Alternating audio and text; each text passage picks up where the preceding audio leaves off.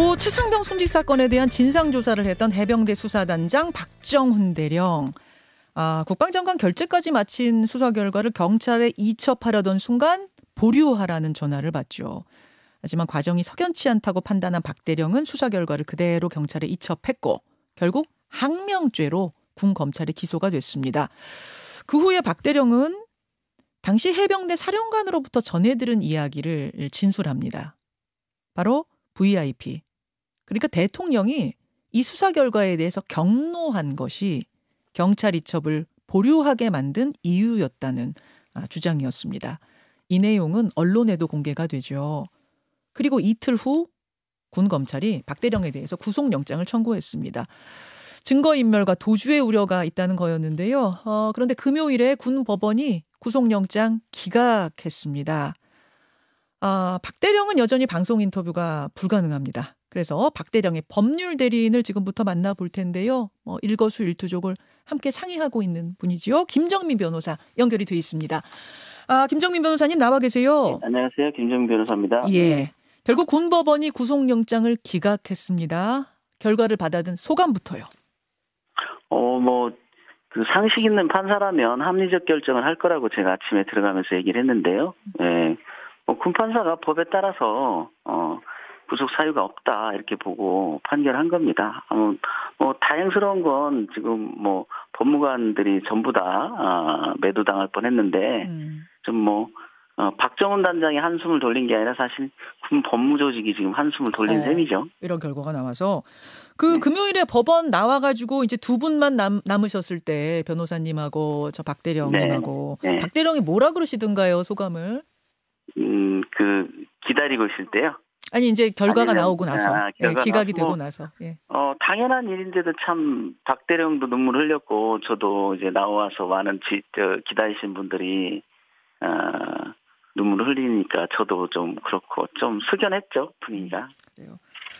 너무 서글펐고 이겼지만 이걸 이기려고 이 싸움을 하고 있나 그런 생각도 좀 들고 너무나 당연한 결과를 이렇게 힘들게 받아들여야 되나 그런 생각도 들었고요. 예. 금요일에 그 영장실질심사 현장 자체가 화제였어요. 박정훈 대령이 해병대 예비역 동기들하고 함께 손잡고 이렇게 등장을 하시더라고요. 해병대 군가 부르면서. 잠깐 그 현장의 영상을 보실까요? 예. 팔강모 사나이. 팔강모 사나이라는 군가를 부르면서 이렇게 등장하는 모습. 그 박 대령 동기분들이 구속 기각 탄원서도 변호사님한테 전달을 하던데 이분들이 자발적으로 이렇게 뜻을 모은 겁니까? 자초지종이 어떻게? 그렇죠. 왜냐하면 지금 예비역 단체들이 정치적 이슈가 될 수도 있는 사안에 대해서 의견 낸다는 게 상당히 어려운 부분이 있는데요. 그래도 사안이 너무나 명백하고 또 동기들이 믿고 있는 박 단장의 어떤 인격이라는 게 있지 않습니까? 그분들이 같이 꾸준히 생활해왔기 때문에 그런 것 때문에 그 동기들의 확신은 엄청 맞던 거죠. 절대 박 단장은 그런 위법한 행위를 했을 리 없다라는 확신들을 갖고 있는 것 같더라고요. 그 동기분들이 말하는 어떤 에피소드랄까요? 나는 박 대령을 믿을 수밖에 없다라고 하는 어떤 좀 들리는 이야기가 있었습니까? 저는 그분들하고 깊게 얘기는 안 해봤는데요. 네.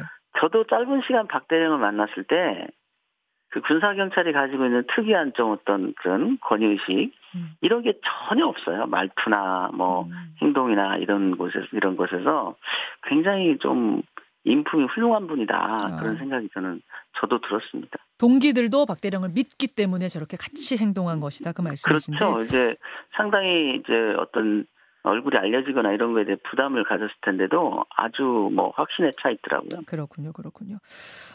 시간을 좀 거슬러 올라가 보죠. 그러니까 수요일에 구속영장이 청구가 된 건데 군 검찰은 구속이 필요한 이유로 다음과 같은 내용을 밝혔습니다. 거듭된 출석 거부와 진술 거부 등 수사 지연 행위를 하고 있으며 허위사실 유포 및 사건 관계인과의 접촉 등등 심각한 증거인멸 행위를 하고 있다. 어떻게 생각하십니까?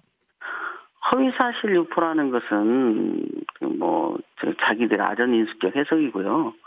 사건 관계인과의 접촉도 우리가 사실 확인서를 2건을 받았는데 그분들한테 군검찰이 이미 진술조서를 받았더라고요. 이번 영장 청구서에 보니까. 어. 그리고 그 내용은 우리가 받은 것보다 더 적나라한 부분이 있어요. 왜냐하면 우리가 받은 사실 확인서에는 대통령 언급이 없었거든요. 예. 근데 군검찰에서 받은 진술조서에는 대통령 언급이 자세히 돼 있더라고요. 어떤 식으로요?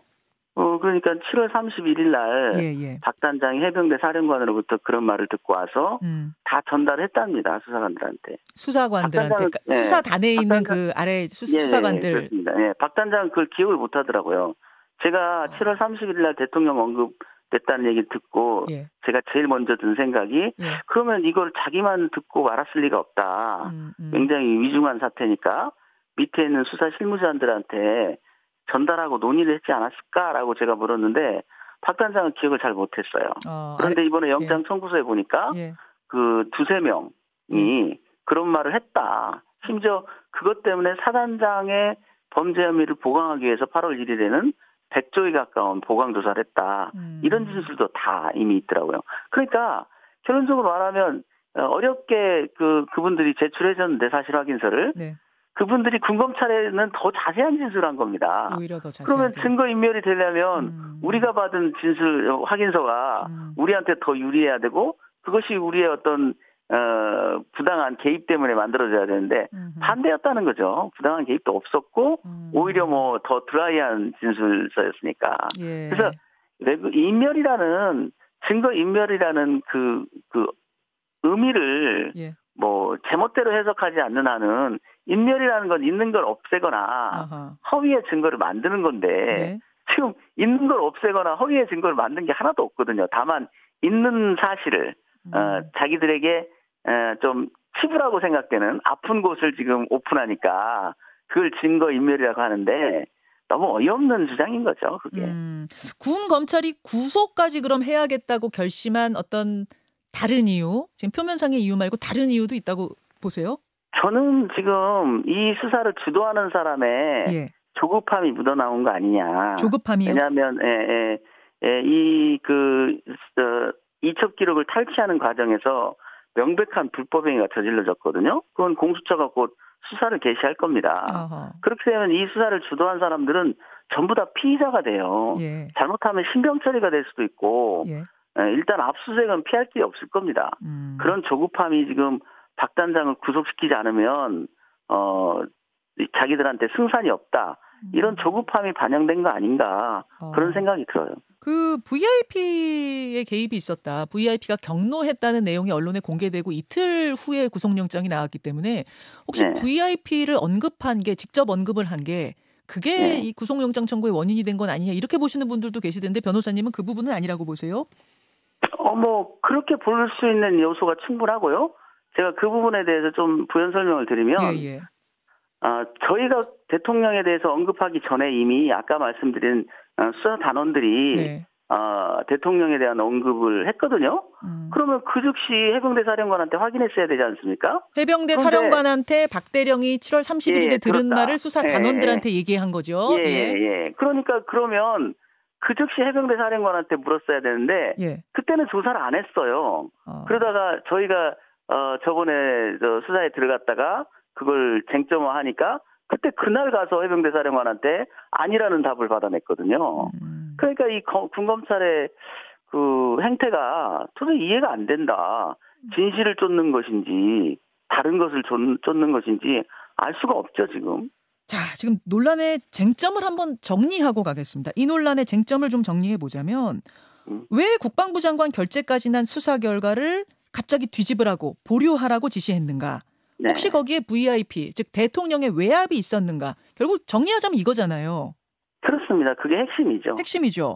근데 박 대령님은, 박정훈 대령은 분명히 7월 31일에 해병대 사령관으로부터 VIP가 경로했기 때문에 지금 상황이 이렇게 된 거다라는 설명을 들으셨다고 지금도 말씀하시는 거죠? 그렇죠. 정확하게 얘기하고 그 이후에도 그 부분과 관련해서 해병대 사령관과 두세 차례 예를 들면 뭐 사령관한테 용산에 들어가서 좀 확실하게 결재를 받고 오라 이런 얘기도 했다는 거거든요. 그리고 한 번이 아니에요. 해병대 사령관한테 그 VIP 경로 이야기를 들은 게 한 번이 아니란 얘기예요.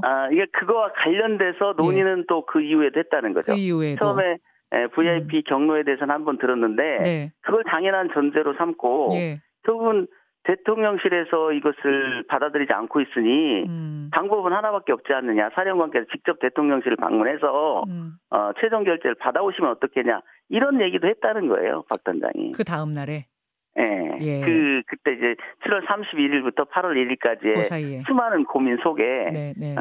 국방부를 상대로 한 어떤 제안들이 다 거부됐거든요. 예를 들면 차라리 조사본부로 사건을 가져가라. 네. 심지어 그렇게도 얘기를 했거든요. 알겠습니다. 근데 우리 손으로 할 수가 없으니까. 예. 그런데 지금 그 말을 전했다는 경로서를 전했다는 해병대 사령관, 국방부, 대통령실 모두 다 부인을 하고 있습니다. 우선 조태용 안보실장 대통령이 경로는커녕 대통령한테 우리가 보고도 한 적이 없다. 이 수사 결과를 그렇게 얘기했고 해병대 사령관 김계관 사령관도 박정훈 대령한테 내가 그런 말을 전한 적이 없다. 기억이 없다. 그런 거거든요. 네. 예. 그러니까 그게 다 진술에 의존하는 거죠. 그런데 이제 그 진술을 빼고 보면 객관적 정황들은 지금 나타나지 않습니까? 예를 들면 박 단장이 어떻게 7월 31일 날 11시에 용산에서 무슨 회의가 있는지를 알겠습니까? 알 수가 없지 않습니까? 그리고 또 장관이 해병대 사령관한테 급한 지시를 한 게 그날 11시 56분이거든요. 예. 그 회의가 끝날 즈음의 시간입니다. 시간이 딱딱 맞아요? 그게, 시간이 딱딱 맞고 그다음에 8월 2일 날 이첩이 강행된 때 그 직후에 안보실 사람들이 전부 다 그 사실을 알아요. 알 이유가 없는데 그 안보실장 그다음에 그 국방비서관 심지어 이 차장은 외국 출장 중에 급히 들어오면서 해병대 사령관한테 직접 전화를 했던 사실이 해병대 사령관이 폭로하지 않았습니까? 그런 정황들이 안보실이 그 자기들 말대로라면 안보실은 이첩에 대해서 관심을 가질 이유가 하나도 없었거든요. 근데 이첩이 강행됐다는 이유만으로 안보실장까지 집보되는 매우 이상한 정황이 있는 거죠. 그러니까 모든 분들이 이제 말씀하십시오. 객관적 정황, 그들의 진술을 빼고 객관적 정황을 보면 7월 31일 날 대통령의 경로를 거기다 넣는다 그래도 전혀 이상할 게 없지 않습니까? 그 객관적 정황이. 회의가 있었고 알겠습니다. 회의 끝날 무렵에 장관이 해병대 사령관한테 전화를 했다. 모든 객관적인 정황들이 한 가지를 향하고 있다. 그 말씀이신 그렇죠. 거죠? 그게 그 아니면 말씀이세요? 설명이 안 되는 요소들이 여럿 있는 거죠. 그때 이제 우리가 합리적 추론을 통해서 그 팩트를 이제 상상하는 게 이제 법률가들의 전문 영역에 해당하는 거죠. 그게. 그 녹취록이 그러니까 박정훈 대령께서 김정민 변호사한테 그 당시 설명한 녹취록 외에 사령관의 발언을 담은 녹취록 같은 어떤 더 좀 직접적인 물리적 증거가 남아 있는 건 혹시 없을까요? 그거는 제가 지금까지 확보한 건 없고요. 뭐 그 본인과 그 밖에 관계자들이 그걸 갖고 있는지는 저는 알 수가 없고 사실 대통령 관여 여부는 저도 8월 24일까지는 약간 좀 외면한다고 그럴까? 일부러 좀 아는 척을 안 하고 왜냐하면 본인이 부담스러우니까 저한테 먼저 얘기하지 않는 한 제가 얘기하지 않겠다 이렇게 생각을 했었던 거거든요.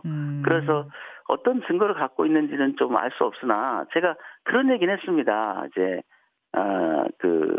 이 일을 같이 하고 있는 변호사님들이나 이런 분들한테 박 단장은 처음부터 이걸 대통령이 개입돼 있는 사실을 알고 이 싸움을 시작한 거거든요.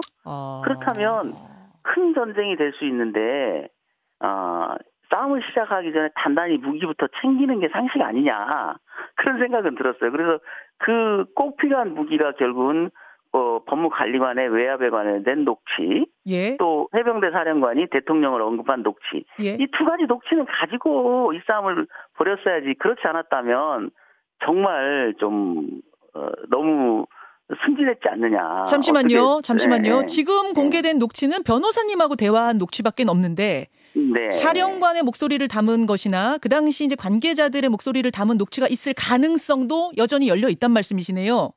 저는 그 부분이 있어야 맞지 않느냐. 근데 제가 확보한 것은 없고요. 그 부분에 대해서 박 단장한테 제가 확인을 구하거나 뭐 가지고 있냐 나한테 달라 이런 그런 식의 대화는 저희들 사이에 없습니다. 그러니까, 알겠습니다. 그 부분도 또 상당히 중요해서 제가 한번 확인을 했고요. 지금 시간이 다 됐는데 한 20초 남았는데요. 박 대령님 아들이 육사 생도잖아요. 혹시 아들 걱정하시진 않나 모르겠어요. 저한테 사진을 보내주고 있고요. 왜 걱정이 안 되겠습니까? 사실 이제 공적인 문제를 떠나서 사적인 문제를 걱정하는 것은 그게 가장 큰 요소 아니겠습니까? 아들. 예. 사진 뭐 이런 걸 보내주고 있습니까 지금 아드님이? 제가 이제 아들에 대해서 듣지 못했다고 어디 방송에 가서 얘기를 예. 했더니 예. 바로 이제 사진을 보내줬더라고요. 내 아들이라고. 아버지 닮아가지고 아주 인자하게 생겼더라고요. 네. 자랑스러운 내 아들 육사생도다 이렇게. 알겠습니다. 여기까지 자초지종 들어봤습니다. 변호사님 네. 고맙습니다. 네, 감사합니다. 박정훈 대령의 법률 대리인 김정민 변호사였습니다. 김현정의 뉴스쇼는 시청자 여러분의 참여를 기다립니다. 구독과 좋아요, 댓글 잊지 않으셨죠?